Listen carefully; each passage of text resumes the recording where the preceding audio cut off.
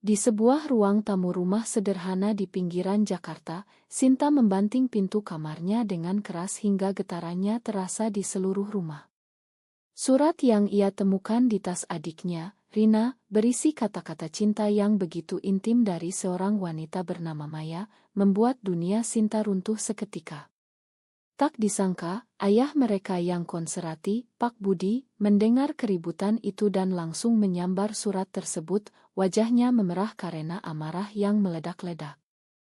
Sinta, wanita berusia 28 tahun yang selalu menjadi tulang punggung keluarga sejak ibu mereka meninggal, merasa hatinya tercabik-cabik.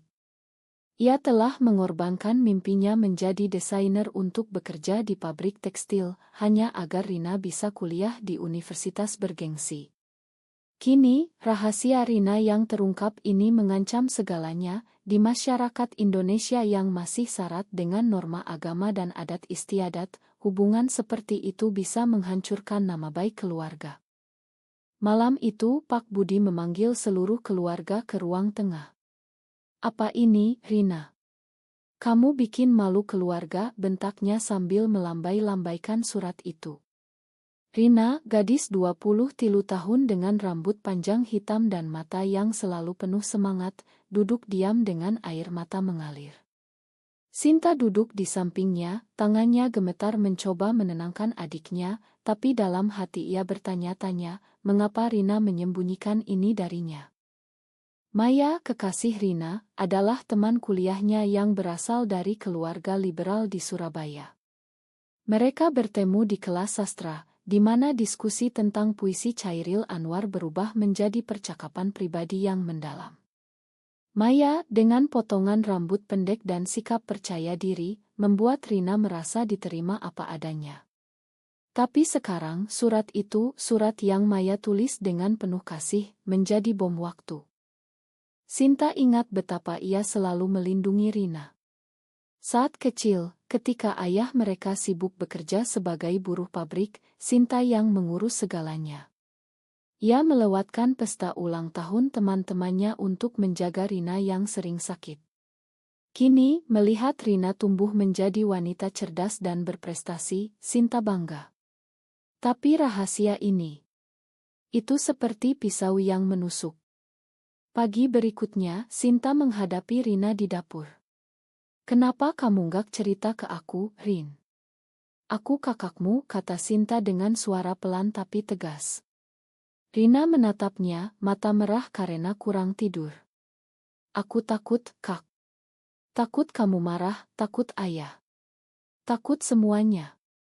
Jawaban itu membuat Sinta terdiam. Ia tahu betapa sulitnya hidup di lingkungan mereka, di mana tetangga selalu mengawasi dan gosip bisa menyebar seperti api. Pak Budi tidak tinggal diam, ia menelepon saudaranya di kampung, menceritakan semuanya dengan nada marah. "Kita harus nikahkan Rina secepatnya. Biar dia sadar dan kembali ke jalan yang benar." Kata-kata itu terdengar oleh Sinta, dan hatinya semakin berat. Menikahkan Rina dengan pria itu berarti memaksa adiknya menjalani kehidupan palsu, tapi jika tidak, keluarga mereka bisa dikucilkan oleh masyarakat.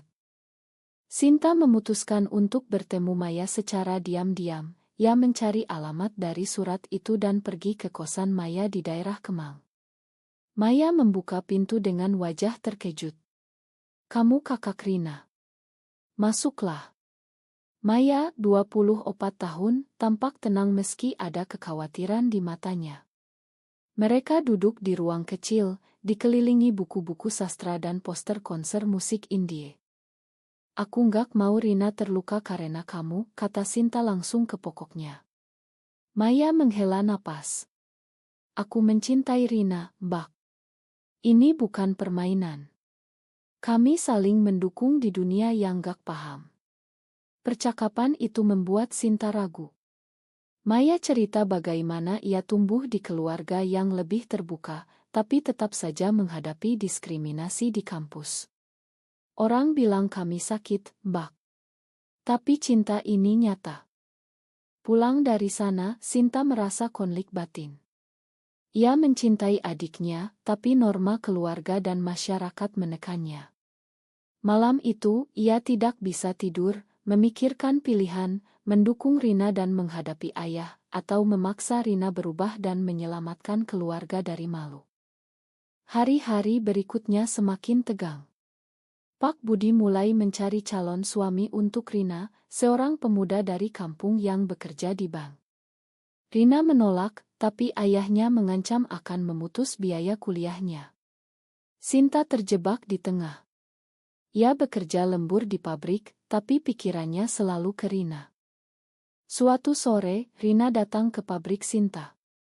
"Kak, aku nggak bisa gini terus. Aku mau pergi dengan Maya." Kata-kata itu seperti petir. Sinta memeluk adiknya. "Jangan, Rin. Pikirkan ayah, pikirkan masa depanmu." Tapi di hati, Sinta tahu Rina sedang berjuang untuk identitasnya. Konflik semakin dalam ketika tetangga mulai bergosip. "Anak Pak Budi katanya suka sesama jenis," bisik-bisik mereka. Pak Budi marah besar, menyalahkan Sinta karena tidak mengawasi adiknya. "Kamu yang salah, Sinta. Kamu biarkan dia begini." Sinta merasa ditusuk dari belakang. Akhirnya, Sinta memutuskan untuk berbicara dengan ayahnya. "Ayah, Rina bahagia dengan Maya. Kita harus terima." Tapi Pak Budi menggeleng. "Gak bisa. Ini melawan agama, melawan adat." Debat itu berlangsung panjang, meninggalkan luka di hati semua orang. Di akhir ile ini, Sinta menyadari bahwa pengorbanannya selama ini mungkin sia-sia jika ia tidak berdiri untuk adiknya. Tapi harga yang harus dibayar, itu yang membuatnya takut. Pagi di Jakarta yang macet membuat Sinta terlambat ke pabrik. Pikirannya masih penuh dengan perdebatan semalam. Pak Budi telah memutuskan, Rina harus tinggal di rumah dan tidak boleh bertemu Maya lagi. Rina yang biasanya ceria, kini murung dan diam saja. Sinta mencoba menghubungi Maya melalui pesan. "Kita harus bicara lagi." Maya setuju, dan mereka bertemu di sebuah kai kecil di blok. Maya tampak lelah, mata hijaunya yang biasanya berbinar kini redup. "Rina nggak bales pesanku, Mbak. Apa yang terjadi?" Sinta menceritakan semuanya, ancaman ayah, gosip tetangga, dan tekanan yang semakin berat. Maya mendengarkan dengan sabar. "Aku tahu ini sulit di Indonesia. Keluargaku juga awalnya nggak terima, tapi mereka pelan-pelan paham." Kata-kata Maya membuat Sinta berpikir. Mungkinkah ayahnya berubah? Tapi realitas lebih kejam. Saat pulang, Sinta mendapati Rina sedang bertengkar hebat dengan ayah. "Aku nggak mau nikah sama orang yang nggak aku cinta, yah," teriak Rina. Pak Budi membalas, "Kamu harus. Demi nama baik keluarga." Sinta mencoba menengahi, tapi akhirnya ia marah pada ayah. "Ayah, ini hidup Rina. Biarkan dia pilih." Malam itu, Rina lari dari rumah. Ia pergi ke kosan Maya, membawa tas kecil. Maya memeluknya erat. "Kita akan hadapi bersama." Tapi di hati Rina, ada rasa bersalah pada Sinta dan ayah. Sinta panik mencari Rina semalaman. Ia menelepon teman-teman Rina, tapi tak ada yang tahu. Akhirnya, pagi harinya, Rina menelepon. "Kak, aku aman sama Maya." "Ma." Sinta menangis. "Kembalilah, Rin. Ayah khawatir." Pak Budi, yang biasanya tegar, kini tampak rapuh. Ia duduk di teras, merokok sendirian. "Aku cuma mau yang terbaik buat anak-anakku," katanya pada Sinta. Sinta duduk di sampingnya. "Yang terbaik adalah membiarkan Rina bahagia, ya." Untuk pertama kalinya, Pak Budi terdiam, memikirkan kata-kata itu. Sementara itu, Rina dan Maya memutuskan untuk pindah ke Yogyakarta, di mana lingkungan lebih toleran. Mereka mencari pekerjaan paruh waktu sambil kuliah. Tapi tantangan datang, teman kuliah mulai menjauh setelah tahu hubungan mereka. Kalian aneh, kata salah satu teman. Rina merasa terisolasi. Ia rindu keluarga, terutama Sinta. Malam-malam ia menangis di pelukan Maya. Apa aku salah, Mai? Maya menjawab, cinta kita nggak salah. Masyarakat yang belum siap. Kembali di Jakarta, Sinta menghadapi tekanan dari saudara ayah. Paman mereka datang menyalahkan Sinta. Kamu biarkan adikmu rusak. Sinta membela, rusak apa? Dia cuma mencintai orang yang salah di mata kalian. Debat itu membuat Sinta kehilangan dukungan keluarga besar. Suatu hari, Sinta mendapat promosi di pabrik. Tapi ia tolak karena harus pindah ke Bandung. Aku nggak bisa tinggalkan ayah sendirian. Pengorbanan lagi. Ia mulai membaca buku tentang di Indonesia, mencoba memahami.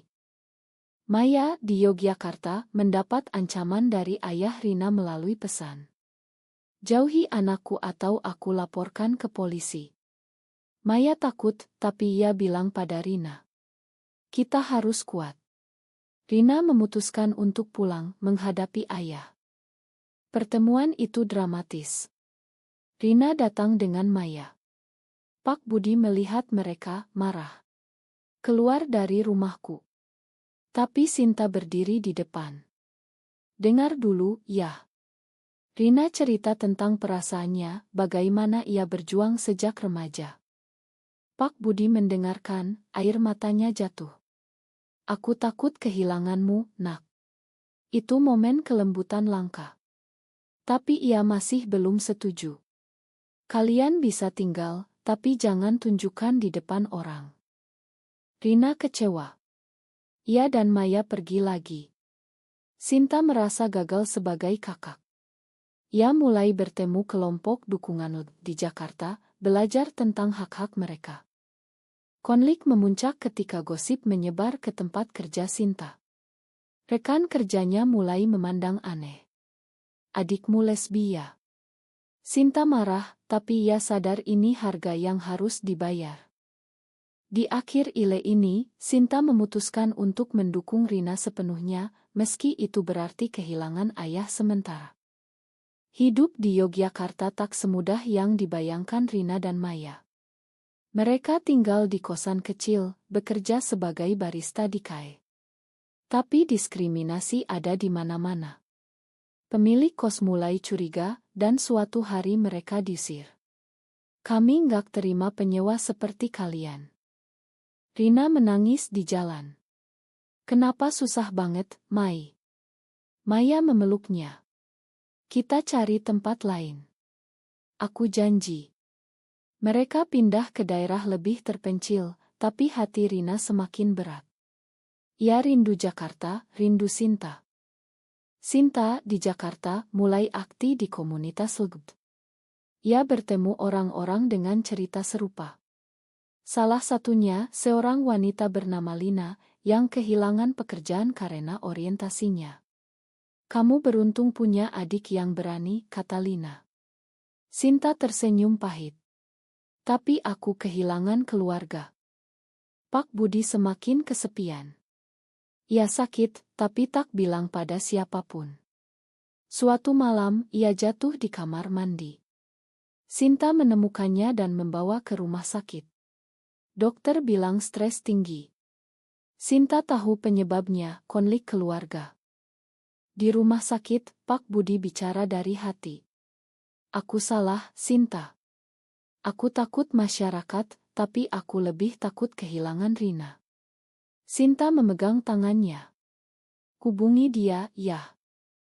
Rina mendapat telepon dari Sinta. Ayah sakit. Pulanglah. Rina dan Maya langsung naik kereta ke Jakarta. Di rumah sakit, Rina melihat ayahnya lemah. Ma, yah, katanya sambil menangis. Pak Budi memandang Maya. Kamu yang buat anakku bahagia. Maya mengangguk. Ya, Pak. Pak Budi menghela napas. Jaga dia baik-baik. Itu bukan persetujuan penuh, tapi langkah awal. Tapi masalah belum selesai. Saudara ayah datang lagi menuntut Rina menikah. Ini demi warisan keluarga. Rina menolak tegas. Aku nggak akan hidup bohong. Debat memanas dan paman mengancam memutus hubungan. Sinta berdiri untuk Rina. Kalau kalian nggak terima, kami juga nggak butuh. Itu keputusan berani, tapi membuat Sinta kehilangan dukungan finansial dari keluarga besar. Maya menghadapi masalah sendiri. Keluarganya di Surabaya tahu tentang Rina dan marah. Ibunya menelepon, pulanglah, tinggalkan gadis itu. Maya menolak, tapi itu membuatnya terisolasi. Rina dan Maya memutuskan untuk menikah secara simbolis di komunitas LUD. Acara kecil, tapi penuh emosi. Sinta hadir, menjadi saksi. Aku bangga padamu, Rin. Tapi pengkhianatan datang dari teman lama Rina. Seorang teman kuliah menyebarkan foto mereka di media sosial, dengan caption menghina. Lesbi di kampus. Gosip menyebar cepat, dan Rina di-drop dari beasiswa. Rina hancur. Kenapa orang begini? Maya menenangkan. Karena mereka takut yang berbeda. Tapi Rina mulai ragu. Apa kita harus pisah? Sinta mendengar dan datang ke Yogyakarta. Jangan, Rin. Ini ujian. Ia cerita tentang perjuangannya sendiri, bagaimana ia mulai mempertanyakan norma masyarakat. Pak Budi setelah pulih, mulai membaca tentang isu LUD. Ia bertemu konselor, mencoba memahami. Aku dulu salah, katanya pada Sinta. Konflik memuncak ketika paman datang ke rumah dengan calon suami untuk Rina. Nikah sekarang. Rina lari, tapi Maya menghadapi mereka. Dia milikku. Paman marah, hampir memukul, tapi Pak Budi menghentikan. Cukup. Ini rumahku, keputusanku. Pak Budi memihak Rina. Biarkan anakku bahagia. Itu momen puncak, tapi harga mahal, keluarga besar memutus hubungan. Di akhir ile ini, Rina merasa bebas, tapi luka masih ada. Kehidupan mulai stabil bagi Rina dan Maya di Yogyakarta. Mereka mendapat dukungan dari komunitas, dan Rina melanjutkan kuliah dengan bantuan Sinta. Tapi trauma pengkhianatan teman membuat Rina paranoid. Ia jarang keluar, takut dihakimi. Sinta kembali ke Jakarta, merawat ayah. Pak Budi berubah pelan-pelan. Ia mulai bicara dengan tetangga tentang toleransi. Anakku bahagia, itu yang penting. Beberapa tetangga setuju, tapi yang lain menjauh. Suatu hari, Maya mendapat tawaran kerja di Bali. Ini kesempatan bagus, Rin. Rina ragu. Aku nggak mau pisah. Tapi Maya meyakinkan, kita bisa dulu. Keputusan itu memicu konflik. Rina merasa ditinggalkan. Kamu pilih karir daripada aku. Maya membantah, ini untuk masa depan kita. Pertengkaran pertama mereka penuh air mata. Sinta mendengar dan menasihati Rina. Cinta butuh pengorbanan, Rin. Rina sadar, tapi hatinya sakit. Maya pindah ke Bali, bekerja di hotel. Mereka ideal setiap hari, tapi jarak membuat keraguan tumbuh. Maya bertemu rekan kerja yang flirt, meski ia tolak. Rina sendirian di Yogyakarta, mulai depresi. Ia bertemu teman baru di komunitas, seorang wanita bernama Dita. Dita mendengarkan curhatannya, dan Rina merasa nyaman. Suatu malam, Rina minum terlalu banyak dan mencium Dita. Pagi harinya, ia menyesal. Aku khianati Maya. Ia cerita pada Sinta, yang marah. Kamu harus bilang ke Maya. Rina bilang, dan Maya hancur. Kenapa, Rin? Mereka putus sementara. Maya pulang ke Surabaya, mencoba lupakan. Sinta pergi ke Bali menemui Maya. Rina salah, tapi dia mencintaimu. Maya menangis. Aku juga sakit. Pak Budi mendengar dan menelepon Maya. Kembalilah ke Rina. Kalian pantas bersama. Kata-kata ayah membuat Maya berpikir. Rina di Yogyakarta mencoba tebus kesalahan. Ia kirim surat panjang ke Maya, minta maaf. Aku bodoh, tapi cintaku nyata. Maya kembali, mereka bertemu di stasiun. Makan aku juga, Rin. Jarak buat kita lemah. Mereka berdamai, tapi luka tetap. Sinta merasa lega, tapi ia sendiri mulai mempertanyakan hidupnya. Aku selalu korbankan diri untuk orang lain. Ia memutuskan resign dari pabrik dan mulai bisnis kecil desain.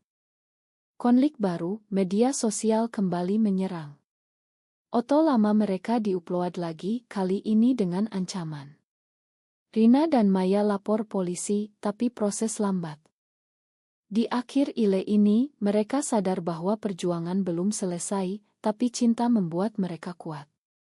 Tahun berlalu, Rina dan Maya tinggal bersama di Bali.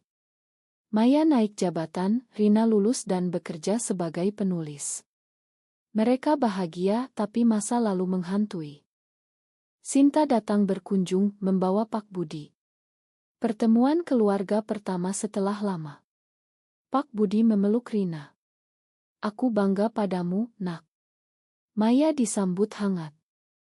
Tapi di Jakarta, gosip masih ada. Sinta menghadapi diskriminasi di bisnisnya. Pelanggan menolak karena tahu tentang adiknya. Aku nggak mau dukung yang begitu. Rina merasa bersalah. Ini karena aku, Kak. Sinta menjawab, nggak, ini karena masyarakat. Kita ubah pelan-pelan. Maya mendapat promosi ke luar negeri. Ke Singapura, Rin. Ikutlah. Rina ragu. Bagaimana keluarga? Keputusan ini memicu konflik lagi. Pak Budi sakit lagi, kali ini parah. Di rumah sakit, ia bilang pada Rina, hidup sesuai hatimu. Jangan seperti aku, penuh penyesalan. Pak Budi meninggal, meninggalkan luka. Di pemakaman, keluarga besar datang, tapi masih dingin. Paman bilang, ini hukuman karena kalian. Rina marah. Hukuman apa? Ayah bahagia di akhir hayatnya. Itu membuatnya lebih teguh. Setelah itu, Rina dan Maya pindah ke Singapura. Di sana lebih bebas, tapi rindu Indonesia. Sinta tinggal sendirian, tapi ia mulai pacaran dengan wanita dari komunitas. Cinta mereka diuji lagi ketika Maya sakit. Rina merawatnya, menyadari betapa rapuh hidup. Aku nggak bisa tanpamu, Mai. Mereka pulang ke Indonesia untuk liburan. Bertemu Sinta, yang kini sukses dengan bisnisnya. Aku belajar dari kalian, kata Sinta. Cerita ini penuh pengorbanan, Sinta kehilangan mimpi untuk keluarga, Rina kehilangan dukungan untuk cinta, Maya kehilangan keluarga untuk kebebasan. Di akhir, mereka bertiga duduk di pantai Bali, memandang matahari terbenam. Apa semua ini layak, tanya Rina. Apakah pengorbanan untuk cinta sejati selalu membawa kebahagiaan, atau justru menciptakan lebih banyak luka yang tak pernah sembuh?